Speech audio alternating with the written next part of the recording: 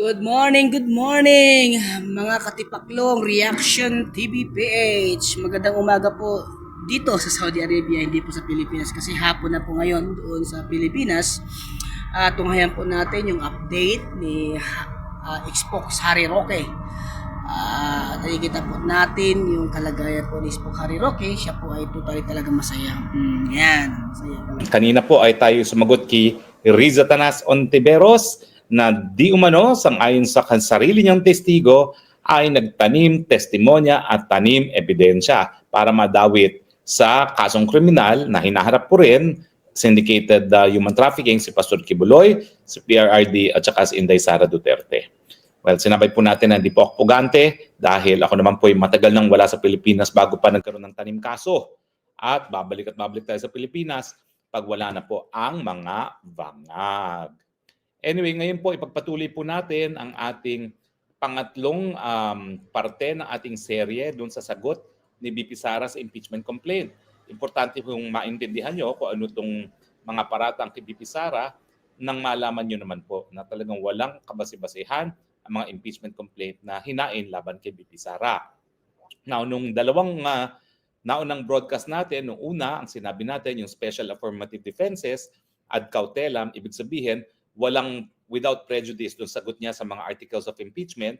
Ang depensa niya ay, unang-una, prohibited second complaint, yung fourth impeachment complaint na hinain laban kay VP Sara. At pangalawa, yung hindi na po pwedeng makarry over dahil ayon sa rules ng Senado, ang mga unfinished business ay matatapos na pagkapaso ng termino ng Senado, pwedeng masimulan sa susunod na Kongreso, pero back to square one. No? Sa ating pangalawang episode, diniscuss natin yung di umano pinakamalakas na kaso laban kay VP Sara, yung pagtatangka daw sa buhay ni Junior at ng kanyang may bahay, na ang sinasabi natin na impossible crime kasi hindi naman niya talagang lantarang binantaan ang buhay ng presidente at ng kanyang may bahay. Kung hindi, kapag siya ay pinatay, meron siya pinagbilinan na tirahin din ang presidente at ang kanyang may bahay. Ibig sabihin, kinakailangan mamatay muna si Inday Sara at sinasabi nga natin na ang high crimes para maging basihan para sa impeachment, kinakailangan seryosong krimen. No? At ang kaso ng grave threats ay hindi po seryosong krimen. Pagkatapos dyan ay yung walang kamatayang confidential funds na ang sinabi nga natin ay lahat ng confidential funds ng first, second, and third quarter ng 2023 ay walang question ng COA. Meron lang disallowance ang COA dun sa fourth quarter involving 72 million, pero ito hindi dahil mali ang paggasta. Kung hindi, ito ay kulang sa form. At bagamat merong notice of disallowance, inapila pa yan ni VP Sara at kinakailangan antayin muna ang sagot ng COA dahil sa ating saligang batas, ang COA ang talagang merong primary jurisdiction para magdesisyon kung tama ba o mali ang paggastos ng kaban ng taong bayan. Ngayon naman puntahan natin yung natitira pang mga articles of impeachment. Now, isa pa dyan ay sinasabing meron daw unexplained wealth sa Inday Sara na patunay na mayroong graft and corruption dahil meron daw siyang mga bank account na kasamang kanyang ama na si Tatay Digong. Well, una-una, yung mga bank accounts na yan ay covered absolutely by confidentiality sang-ayon sa batas natin. No? At ang tanging pinagbasihan na meron siyang napakalaking deposito daw na hindi nakadeklara sa kanyang salin ay isang newspaper report na quoting Sunny Trillanes, di ba po? Kaya nga ang sabi ng mga abogado niya, yan ay hearsay at hindi dapat pansinin. No? At syempre, kung totoo na nakakuha sila ng bank records ni Inday Sara Duterte na wala namang supina no, galing sa kahit kanino, sa hukuman, yan po ay fruit of the poisonous tree at hindi po pwedeng magamit. Gayunpaman, wag natin kakalimutan ha, ang Tatay Digong mahigit 30 taon na nilbihan bilang isang mayor, congressman, vice mayor at presidente ng Pilipinas. At Inday Sara naman, bukod sa pagiging abogado, siya ay nag-practice din ng batas bago siya naging vice mayor at vice president. At syempre, ang kanyang asawa ay isang abogado rin no, na mahigit 10 taon ng practice. Alam niyo naman po talaga. Pag abogado naman talaga at ikaw naman ay hindi talaga bobo, ikaw naman ay makakakita talaga ng matino. Kaya hindi ako nagtataka diyan na may konting naipon ang mga abogado, lalong-lalo na kung parehong mag-asawa ay abogado. So ang tingin ko, yung sinasabi nila na ill-gotten wealth at saka yung mga hindi pagdeklara ng tama sa salin, hindi po yan grounds for impeachment. No? Ang kinakailangan pong pruwebahan dyan ay talagang yung akto mismo ng pangungurakot. Nasaan yung akto ng pangungurakot? Wala man lang aligasyon na nangurakot si VP Sara doon sa articles of impeachment. Now, isa pang artikulo ng impeachment ay namigay daw siya ng pera sa mga opisyalis ng DepEd. Ito kasi yung sinabi niya na yung mga binibigay niyang pera ay galing kay Lisa Marcos Araneta. Now, anong krimen ang nagawa doon? Wala. Kasi in the first place, hindi naman siya ang humingi ng kapirahang yan kung kahit sino. Yan ay binigay nung Lisa Araneta at dahil ayaw ngang tanggapin ni VP Sara yan, at hindi niya alam ang gagawin doon sa perang yan, pinamigay niya sa mga taga-DepEd. No? Ngayon, ano ang krimen dyan? Para kasi maparusahan ka ng bribery, dapat meron nagbigay, meron tumanggap. Sino nagbigay, sino nagtanggap? At saka anong kapalit? Dapat siyempre, mga binibigay, merong kapalit. Meron ding aligasyon na rinirig daw nila yung bidding ng computers sa DepEd. Ang problema nga dyan, napakaingat nga ng DepEd pagdating sa bidding ng mga computers na nadidelay ang procurement. Dahil talagang ayaw nga madawit ni Inday Sara sa kahit anong kaso na graph pagdating sa pagbibili ng mga mahal na laptops. No? Kaya wala namang aligasyon kung paano nila na-rig yun at sinong pinaburan doon sa mga bidding na yan. Ang alam ko, lahat ng mga bidding ng laptops sa DepEd, wala makakapagsabi na iisa lang ang supplier. Hindi gaya nung panahon nung isang congressman, no, na ang naging obserbasyon talagang sinolo niya yung kontrata ng laptops, no, diyan din sa DepEd na mga mababagal naman ang mga computers na i-supply, no. Ang alam ko talagang lahat ng mga suppliers pinagbigyan ng DepEd kasi wala naman talagang isang supplier lamang ang makapagde-deliver sa iba't ibang parte ng Pilipinas. Kasi hindi lang naman pag-supply ng laptop, kasama yung logistics na pati doon sa pinakamalayong lugar ay magde-deliver ka ng laptop. So kinakailangan naman sabihin nila ano yung krimen na nangyari, sino yung nagbigay, sino tinanggap, ano yung konsiderasyon, at kung walang ganyang mga aligasyon, yan ay mga conclusions lamang na hindi naman pwedeng tanggapin sa isang impeachment, lalong-lalo na ang parusa ay pagpapatanggal sa pinakamataas na opisyalis ng gobyerno. At syempre, nandiyan yung sinasabi nila na nag-aano daw siya, nagko-cause daw siya ng destabilization sa gobyerno sa mga sinasabi niyang mga maanghang na salita laban kay Marcos Jr. Well, alam niyo po, malinaw ang saligang batas. No law shall be passed abridging freedom of the speech or freedom of the press. At yung kalayaan ng pananalita po yan, sakop po dyan ang Vice President. Kapag sinasabi ng Vice President na palpak, karapatan po niya yun. Hindi lang bilang isang Vice President, kundi isang mamamayan ng Pilipino. Kasi talagang obligasyon ng mga mamamayan sa gobyerno na pulaan ng gobyerno. Bakit? Hindi tayo magkakaroon ng mabuting pamumuno kung hindi natin sila binabatikos. Pag binabatikos natin, talagang mas magiging maganda ang patakbo ng mga namumuno. Di ba po? Kesa man doon sa hallelujah ka ng hallelujah, wala talaga mabuting mangyayari kung hallelujah ka lang ng hallelujah. So anyway, yan po yung mga main articles of impeachment na sinasabi natin hindi naman po talaga basihan para matanggal ang isang impeachable officer. No? Now, ano ngayon ang aking tingin? Well, bilang isang profesor ng batas, mahigit 20 years po tayo nagturo, hindi lang po sa UP, kundi nagturo tayo sa Graduate School ng San Beda, sa Silliman, sa American University, at saka sa National University of Singapore. Sinasabi ko po talaga, hindi na dapat magtuloy ang impeachment trial. Kasi nga po, unang-una, tapos na po ang 19th Congress. Pangalawa, malinaw po na pinagbabawal lang saling ang batas ang mahigit isang impeachment proceeding laban sa isang impeachable officer. At ano ba naman ang mahirap na maintindihan na ang pang-apat na impeachment complaint ay labag doon sa nakasaad na saligang batas na pinagbabawal ang mahigit sa isang impeachment proceeding kada taon labang sa isang impeachable officer. Sasabihin nila, hindi. Kinakailangan sagutin ng merito. Bakit mo naman sasagutin ng merito kung yung paglilitis mismo ay labag sa saligang batas? Hindi ba ho, ang pinakamataas na batas sa ating bayan ay ang saligang batas. So kung talagang ang Senado ay lalabag, kung sila ay magdidinig ng kaso na wala nang basihan, wala nang jurisdiction at wala na talagang dahilan para magpatuloy ang impeachment. Now, hindi po sa natatakot si BP Sara sa merito ng mga articles of impeachment ha, dahil inisa-isa po natin yan. Wala dun sa mga articles of impeachment ang talagang impeachable. Bakit? Sabihin na natin na ang grounds ay betrayal of public trust na it can cover anything under the sun, no? At saka graft and corruption.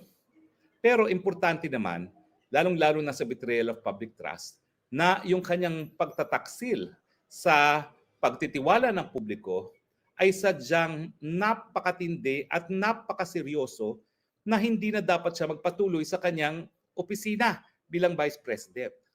Pero nasaan yung napakatinding pagkawala ng tiwala ng taong bayan kay BP Sara? O di ba? Sinabi nga natin na yung confidential fund in order naman at yung isang disallowance hindi naman po sa issue na mali ang paggastos ng salapi ng taong bayan, kung hindi an issue of form lamang. O tapos ano ba naman yung confidential fund na yan? Talaga namang gumagamit yan ng mga pseudonyms, no? Dahil ang confidential fund naman ay ginagasta para makakuha ng impormasyon nang sa ganon maprotektahan ang seguridad ng bayan. Dahil ang confidential fund ay ginagamit nga para sa national security. At yung mga ibang bagay-bagay na sinasabi nila, well, alam niyo po yung mga bagay-bagay na yan. Unang-una, hindi naman sapat na magpaparatang lang sila. Kinakailangan talaga kung merong krimen at graft and corruption na sinasabi nilang ginawa ni BP Sara, kinakailangan yung elemento ng graft and corruption ipakita nila sa articles of impeachment mismo. Pero ano ba ang mga graft and corruption na sinasabi nila? Na-discuss ko na yung confidential fund na hanggang ngayon po ay premature. Kasi yung disallowance naman, matter of form at hindi pa pinalang desisyon ng COA. Yung sinasabi nilang SALN na hindi nag-declare ng lahat ng kayamanan at saka yung graft and corruption, alam niyo po, miski mali-mali yung SALN na yon, hindi po yan sapat para maging impeachable offense. Dahil lang talagang pinagbabawal ay ang hindi pag-file ng SALN. Sabihin na nating mali-mali yan, ang remedyo po dyan, po pwede lang yang amendahan kung kinakailangan talagang amendahan. Pero hindi po yan napakagrabe at napakaseryosong paglabag sa batas na ang parusa ay pagkakatanggal sa taong bayan, lalong-lalo na kung ikaw ay halal ng 32 million people. Sang-ayon po yan doon sa ating kasabihan na the voice of the people is the voice of God. Bakit mo babaliwalain ang mandato ng 32 million people? Hindi naman po yan maliit na boto. Yan ang pinakamalaking boto na natanggap na kahit sinong halal na opisyales sa kasaysayan ng Pilipinas. Bakit mo siya babaliwalain dahil lamang gusto mong matanggal ang iyong katunggali sa politika ng mas maaga? Nang sa gayon, maprotektahan at masiguro ang Marcos forever. So yung mga iba pang sinasabi nilang graft corruption, wala namang aligasyon kung paano naging graft and corruption yun. Yung pamimigay ng pera sa mga taga-DepEd na ang sabi nung minsan ni BP Sara ay galing kay Lisa Araneta, ang dapat habulin si Lisa Araneta. Meron bang hiningi si Lisa Araneta, Marcos, kay BP Sara na pinagbigyan? Ang alam ko, wala. Binigay lang. O, alam nga namang krimen ba yon? At hindi naman pinakinabangan ni BP Sara kasi pinamigay niya. Isang elemento po ng graft and corruption, kasama na ang plunder, dapat ipakita na nakinabang yung opisyales dun sa pera na di umano ay suhol. Anong gagawin mo kung pinamigay nga sa iba at hindi ka nakinabang? Di walang krimen, di ba? Sentido ko mo naman yon, hindi kasi nakinabang. Pero dyan, nakikita mo talaga yung pagkatao ni BP Sara. Pwede naman niyang itinago yan. Di ba? Kasi first lady naman ang nagbigay. Who's to complain? Pero hindi nga tinago ni VP Sara yan. Hindi niya itinago, pinamigay doon sa mga empleyado ng gobyerno na gumagawa ng tama sa kanilang trabaho na kinakailangan tustusan ng sweldo. Pero dahil yan naman po yung pinamigay na wala naman pong kondisyon, na wala naman pong kahit sino humihingi at hindi nga alam kung saan ang galing yan, nasa ng krimen? Wala. Di ba? At saka yung mga sinasabi nila na pagpupula sa gobyerno, wala pong batas na nagsasabi na ang Vice President walang karapatan pumula. Tignan nyo nga si Lenny. Inappoint pa nga siya as member of the cabinet. Nagpupunta pa sa abroad at tinitira si Presidente Duterte dahil sa kanyang extralegal killings daw. Mali yun dahil habang siya'y kalihim, siya'y alter ego ng Presidente at hindi dapat nagwakwak sa Presidente. Pero nung siya'y umalis, wala pong hadlang. Walang kahitong hadlang kung kahit ano pang kritisismo na ibato niya kay Presidente Duterte. At tandaan niyo po si Presidente Duterte nung kapanahunan niya, may ilang mga sumisipsip na sinasabi dahil sa walang tigil na kritisismo ni BP Leni din kay Duterte, sapat ang suporta nila para ma-impeach si BP Leni, mapaalis. Anong sabi ni Tatay Digong? Bakit niyo tatanggalin yan? Karapatan niya yan. That's freedom of speech. Unfortunately, hindi po ganyan ang nakaupong presidente.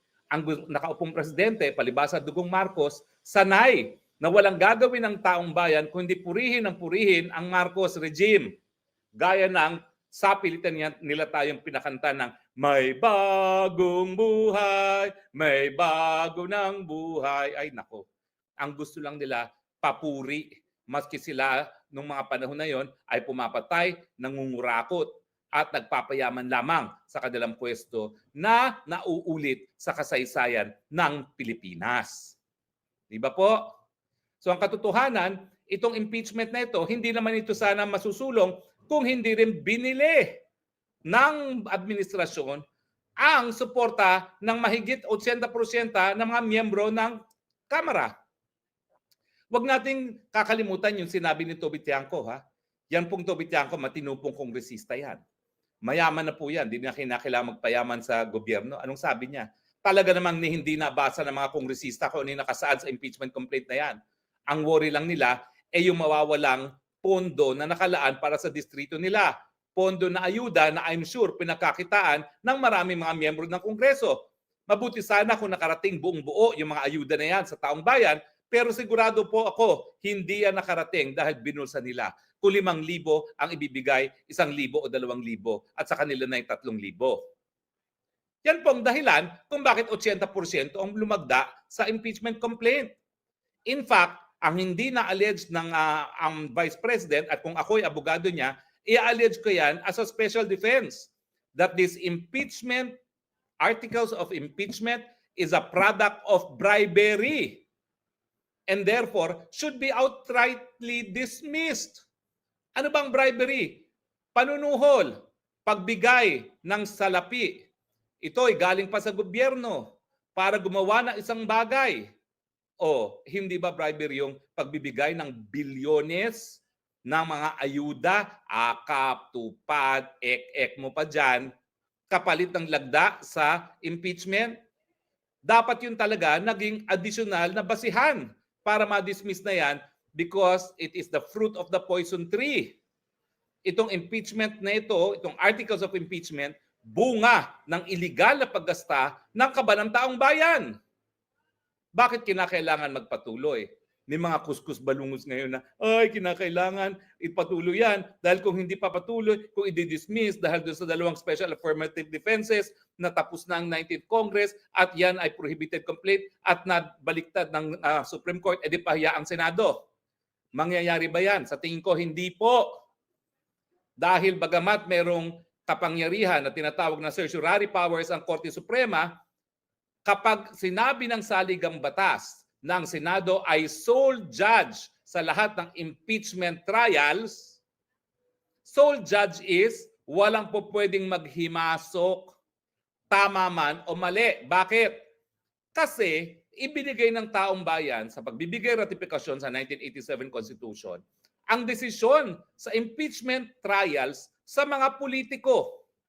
Karamihan ngayon ng mga politiko, hindi mga abogado. So hindi lang batas ang pagbabasihan ng desisyon ng mga senador. Sila ay policy makers, hindi talaga 100% lawyers. So ang importanteng sagutin ng mga senador, ito bang impeachment complaint na ito, ang pagpapatuloy ba nito, ito ba'y makakabuti sa bayan o hindi? Secondary po, kung tama ba yung mga paratang. Dahil kung ito hindi nakakabuti sa taong bayan, dapat yan ibasura habang maaga pa. Yan ay sinumpaang katungkulan ng mga policy makers, ng mga senador. Kung ang gusto talaga ng mga taong bayan ay madidesisyonan sang-ayon sa ebidensya, dapat nagkaroon ng requirement na lahat ng senador abogado. Gaya ng may requirement na walang isang tao na hindi abogado na magiging wes. Kasi kung ikaw ang wes, ang desisyon mo dapat nakabase sa batas. At kung hindi mo alam ang batas, paano ka magdedesisyon?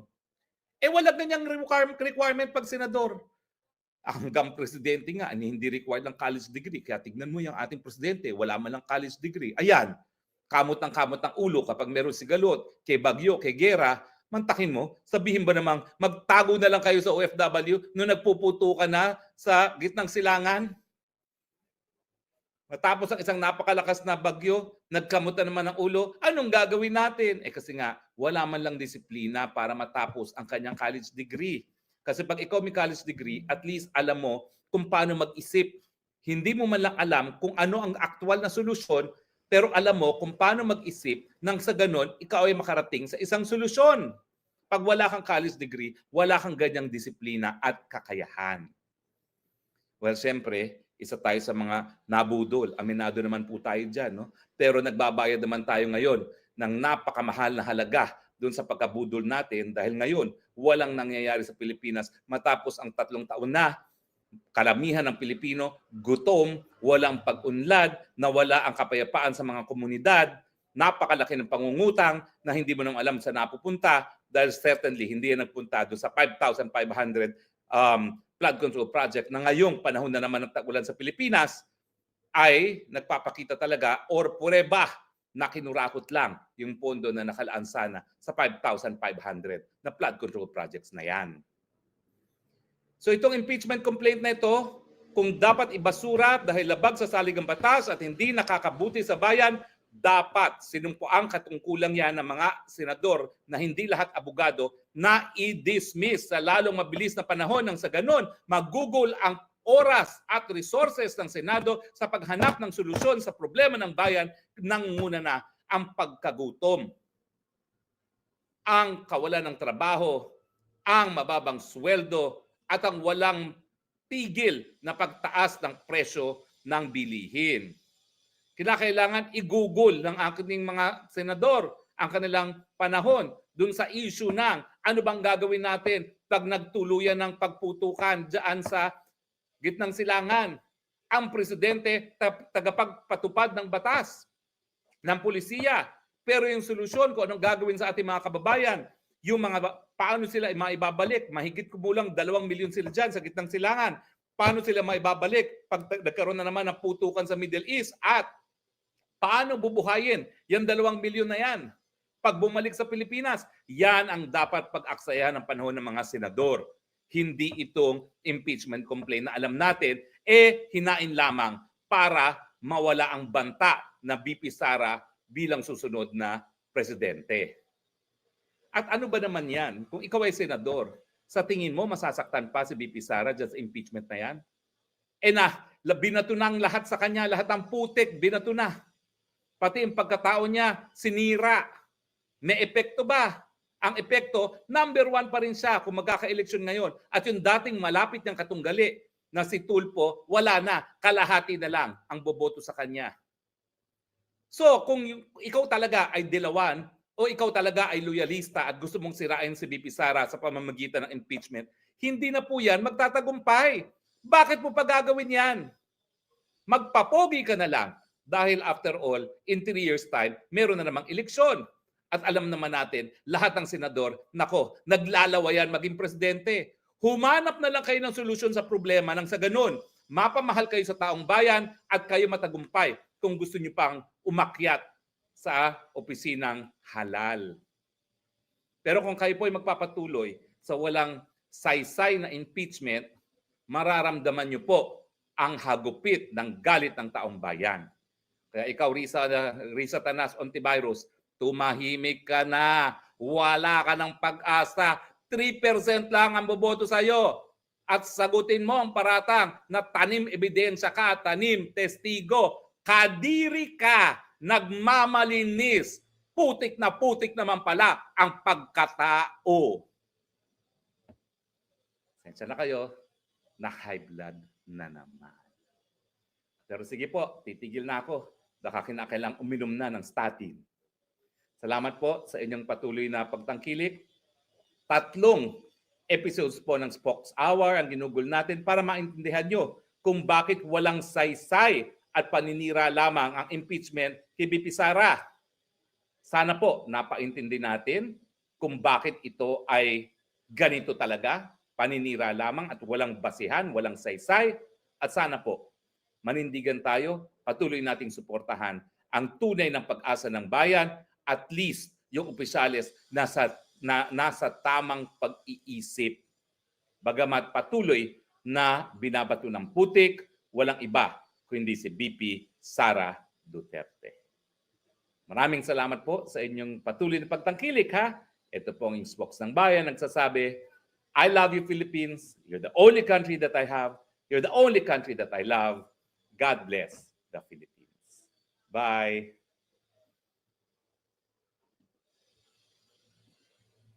Guys, kung love nyo po ang ating bansang Pilipinas, mahalin nyo po. Una, ang Diyos. Dapat una po mahalin natin ang Diyos. Magkaroon po tayo ng takot. Sabi nga sa Proverbs 1:7, the fear of the Lord is the beginning of wisdom. Ngayon, kung ikaw po ay may takot sa Diyos, magkakaroon po kayo ng wisdom.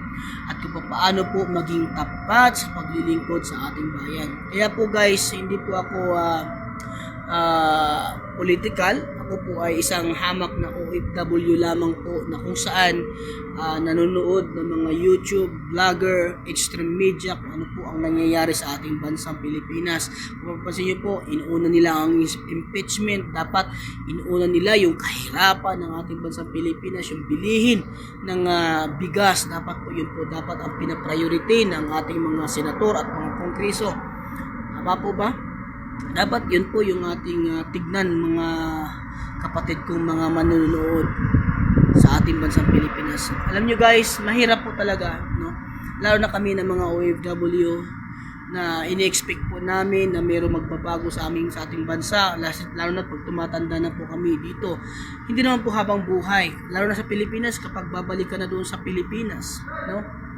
Pag babalik ka na doon at matanda ka na, mahirapan ka na makapaghanap ng trabaho. Kaya po guys, napakahalaga po na tayo po ay magkaroon po ng pag-ibig sa ating bansang Pilipinas. Ano guys, kung kayo po nagustuhan niyo po yung aking videos na ito, mag-iwan po kayo guys ng comment dyan sa baba. At kini po Lord, gayon po mga katipaklong ay mag-subscribe po kayo sa aking channel at pindutin yung notification bell para lagi po kayong update sa aking mga video. Guys, love na love ko po ang ating bansang Pilipinas, kung saan ako isinilang lumaki at nagkaroon ng kaunawaan at kaalaman sa mundong ito. Kaya po guys, gayon din po sana ang bawat isa sa atin. Huwag po pera lang po ang siya. Sabi nga ng Panginoon, you cannot serve two master. Itatakwil mo ang isa at kakamuhian mo yung isa. Iibigin mo ang isa at aayawan mo siyempre yung isa. At yun po tinutukoy yung kayamanan. Kaya po guys, we must priority, no? Na ang Diyos ang maging sentro sa ating mga puso. Kasi kapag ang Diyos ang naging sentro sa ating mga puso, naniniwala ako guys, you will serve truthfully, no? Hindi sa tao, kundi sa Diyos. Ginagawa mo paglilingkod na yan na may katapatan dahil mahal mo ang Diyos. Comment down below guys. Subscribe sa my channel para malagi po kayong updated sa aking mga video. Thank you guys.